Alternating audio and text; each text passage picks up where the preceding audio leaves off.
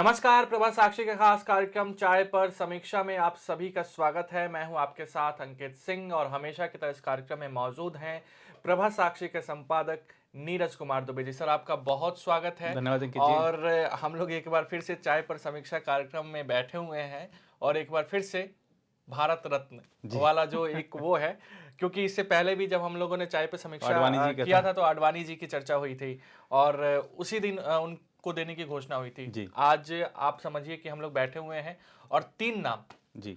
मोदी सरकार की ओर से भारत रत्न के लिए ऐलान किए गए हैं और जी। ये 3 नाम ऐसे हैं जिनके लिए भारत रत्न की मांग लगातार की जा रही थी जी। और ये 3 नाम ऐसे हैं जो कांग्रेस के लिए मुश्किलें बढ़ा सकती हैं। जी। पहला नाम समाजवादी नेता, किसान नेता चौधरी चरण सिंह का। जी। दूसरा पीवी नरसिम्हा राव, पूर्व प्रधानमंत्री, आर्थिक सुधारों के लिए उन्हें जाना जाता है। जी। और तीसरा कृषि वैज्ञानिक एमएस स्वामीनाथन का। जी। तीनों अलग अलग फील्ड के हैं, जी। भले ही इनमें से 2 ऐसे हैं जो राजनीति के शीर्ष पद पर पहुंचे, जी। एक कृषि वैज्ञानिक भी हैं उसमें। तो तीनों को देने के मायने क्या हैं कांग्रेस के लिए? इसे जो कहते हैं ना कि गले के नीचे उतारना कितना मुश्किल रहेगा और इसके बाद लोकसभा चुनाव पर इसका असर क्या होगा? जी, देखिए, एक तो क्या है कि ये जो पहले भारत रत्न जिन 3 महानुभावों को दिया गया है, सबसे पहले तो ये है कि ये देश के प्रति उनकी सेवा और समर्पण का सम्मान किया गया है। और जैसा कि आपने कहा कि बरसों से मांग हो रही थी कि इनको भारत रत्न से सम्मानित किया जाए, लेकिन अब आखिरकार वो बात सुनी गई और प्रधानमंत्री जी ने स्वयं ऐलान किया इस बात का, जो दिखाता है कि प्रधानमंत्री के मन में इन तीनों के प्रति कितना सम्मान है। और प्रधानमंत्री जी का खास तौर पर स्वामीनाथन जी के साथ संवाद अच्छा खासा रहा है, अच्छे संबंध रहे हैं। जब वो बिल्कुल। गुजरात के मुख्यमंत्री थे तब से उनके बहुत अच्छे संबंध थे।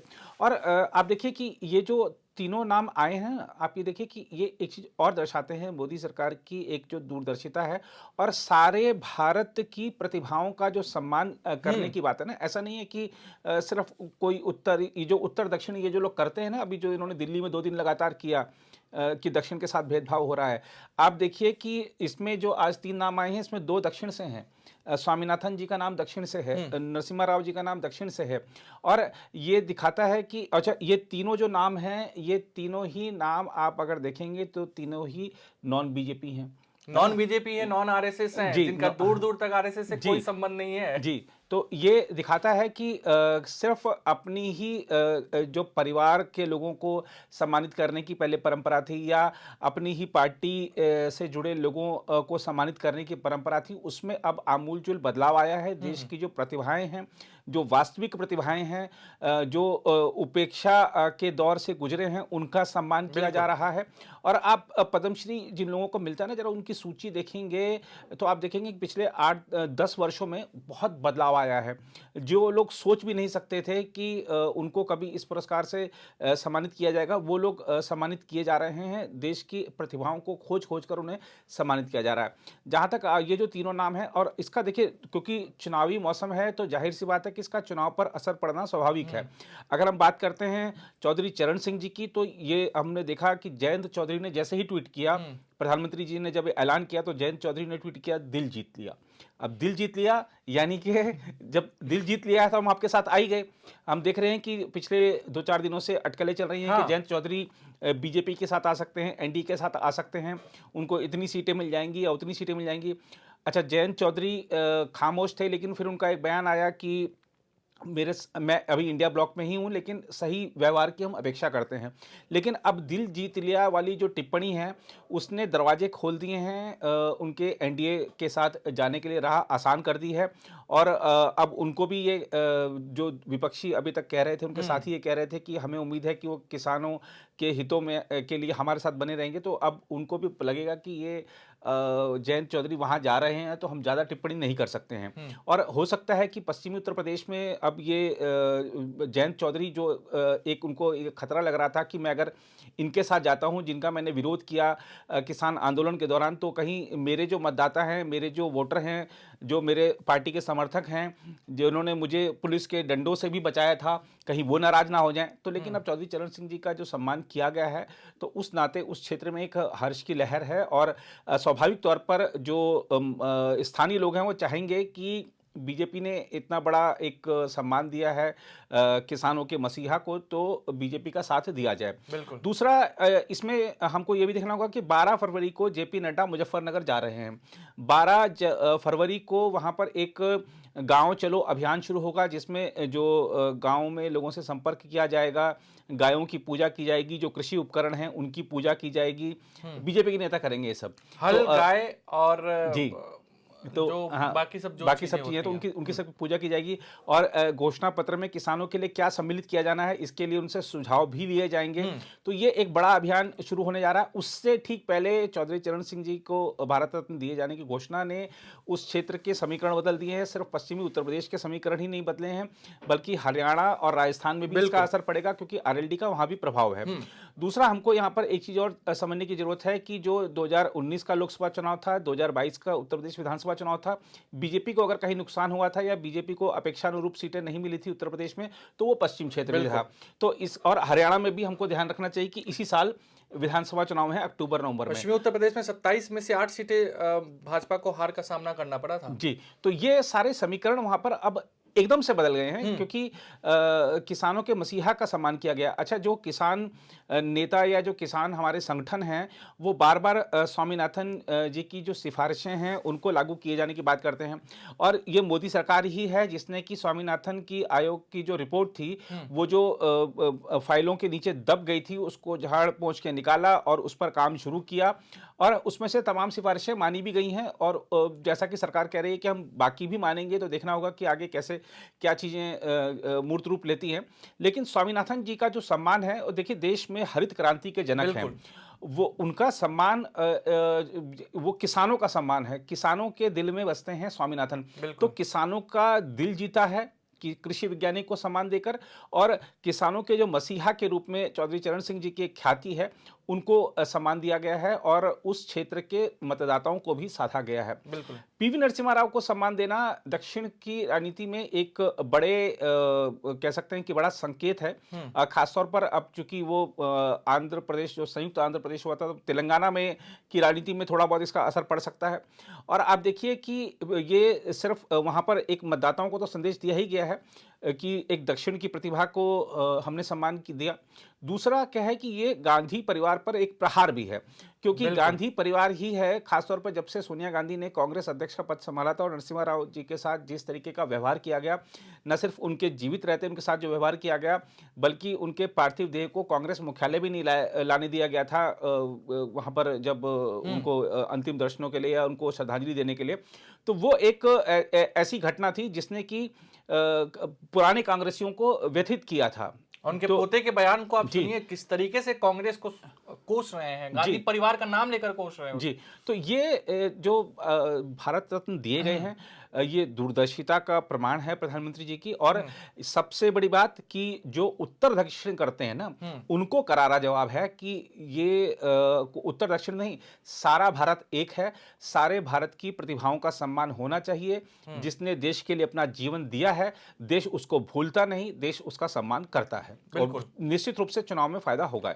5 भारत रत्न दिए गए, एक पूरब से, एक पश्चिम से, आडवाणी जी पश्चिम से माने जाएंगे, एक उत्तर प्रदेश के हैं, 2 दक्षिण से हैं। जी, और ये भी हमको ध्यान रखना चाहिए, जैसे कर्पूरी ठाकुर जी को दिया गया भारत रत्न, तो जेडीयू आ गई। अब चौधरी चरण सिंह जी को दिया गया है। सर, ये खेप में मतलब ये गैप के पीछे का राज क्या है? देखिए, गैप के पीछे के राज कई सारे होते हैं। अब ठीक है कि वो फिलहाल तो जो परिस्थितियां हैं उसके मुताबिक यही लगता है कि ये राजनीति है। लेकिन सरकार के पास कई कारण होते हैं कि संसद सत्र चल रहा है और तमाम बहुत सारी चीजें चल रही हैं, प्रधानमंत्री जी की व्यस्तता भी है, बहुत से कारण बताए जा सकते हैं। तो बहुत पहले से चर्चा हो गई होंगी, इसे उसको घोषित करना है। और अब तो हम लोग जैसे कब कौन सा घोषित करना, हम जैसे लोगों के लिए चुनौती ये भी बढ़ गई है कि भाई एक आ गया तो आपको निश्चिंत नहीं बैठना है, 2 दिन बाद कोई और आ सकता है। बिल्कुल। खैर सर, चूंकि टॉपिक के अगले पड़ाव की ओर अगर हम बढ़े,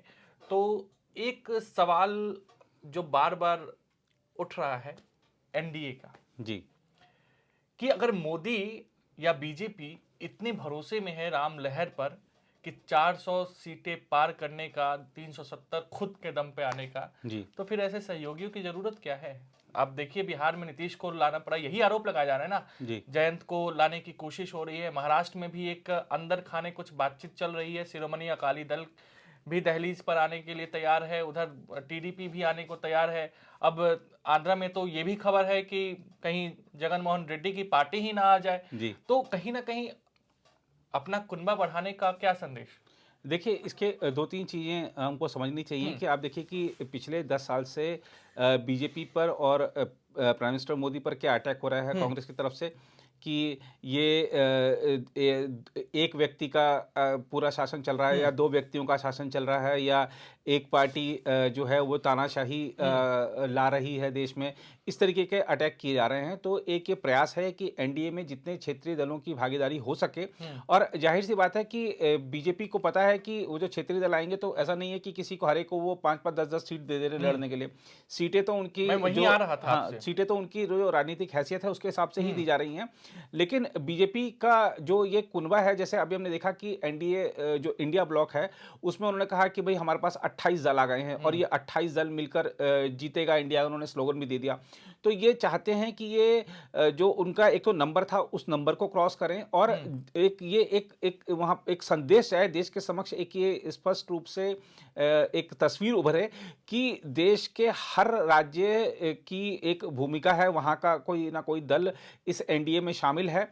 तो जनता को, स्थानीय जनता को ये लगे कि हमारी जो आकांक्षाएँ हैं या जो हमारी जो दिक्कतें हैं या हमारी जो समस्याएँ हैं, उसको ये दल वहाँ पर रखेगा और बीजेपी की नेतृत्व वाली जो सरकार है, उसका हल करने की दिशा में आगे बढ़ेगी। तो एक राष्ट्रीय स्तर पे एक तस्वीर बनाई जा रही है कि एक अखंड भारतीय हम कह सकते हैं कि वो एक कोलिशन बनाने का प्रयास चल रहा है। तो अटल जी ने जिस एनडीए की नींव रखी थी, उस एनडीए में जब उस समय कहा था कि जब 2 दर्जन दलों के नेतृत्व में का नेतृत्व करते हुए अटल जी ने एक सफल प्रयोग किया था। तो अब मोदी जी शायद क्योंकि तीसरा टर्म में आकर नेहरू जी का रिकॉर्ड तो करना चाहते हैं, मुझे लगता है कि अटल जी का भी रिकॉर्ड तोड़ने की ओर बढ़ रहे हैं कि अटल जी ने 24 दलों की सरकार चलाई थी, तो ये उसको 36 कर लें या 48 कर लें, तो वो नहीं, भी एक प्रयास लगता है। एक आपने अखंड शब्द का इस्तेमाल किया। जी भाजपा अखंड भारत की लगातार बात कहती रहती जी है। तो जैसे इंडिया गठबंधन हुआ तो क्या एनडीए को भी कुछ ऐसा नाम दिया जाए अखंड करके जी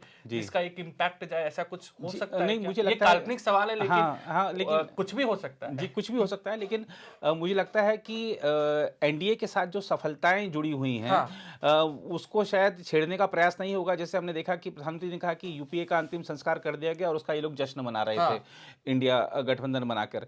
तो ये मुझे लगता नहीं कि एनडीए का नाम बदलेगा। एनडीए शायद क्योंकि अटल जी ने जिसकी नींव रखी थी उसको नहीं छेड़ेंगे वो लोग, तो एनडीए का स्वरूप बढ़ाने की, इसमें ज़्यादा से ज़्यादा दलों को लाने की चेष्टा चल रही है। और जैसा कि आपने कहा कि टीडीपी भी आने को है या वाईएसआर जगनमोहन रेड्डी की पार्टी आ वहां तो सकती है। रेस है ना कि कौन पहले पहुंच जाए, कौन किससे पहले बात पहुंच बन जाए। और यहाँ तक कि एक और जो ताज़ा खबर ये भी है कि शायद नवीन पटनायक की पार्टी भी हाँ। एनडीए में आ सकती है।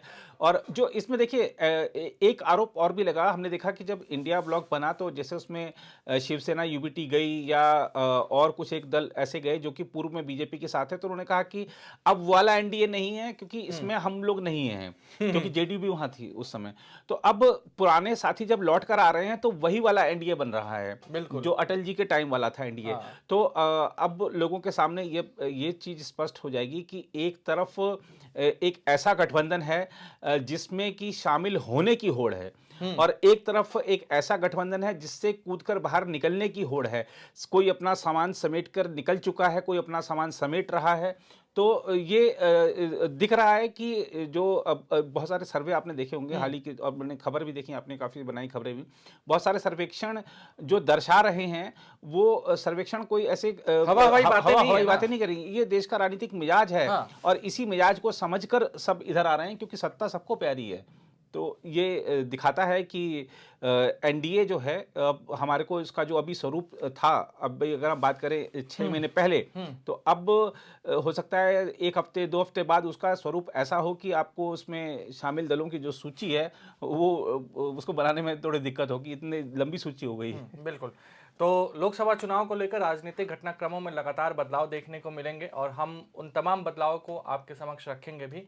फिलहाल आज के लिए चाय पर समीक्षा कार्यक्रम इतना ही। अगले सप्ताह आपसे फिर मुलाकात होगी, तब तक मुझे यानी अंकित सिंह और प्रभा साक्षी के संपादक नीरज कुमार दुबे को दीजिए इजाजत। नमस्कार। नमस्कार। अगर आप भी लेना चाहते हैं देश दुनिया की तमाम जानकारी तो आज ही सब्सक्राइब करें हमारे चैनल को। साथ ही नीचे दिए बेल आइकन को जरूर दबाएं ताकि हर अपडेट आप तक पहुंच सके।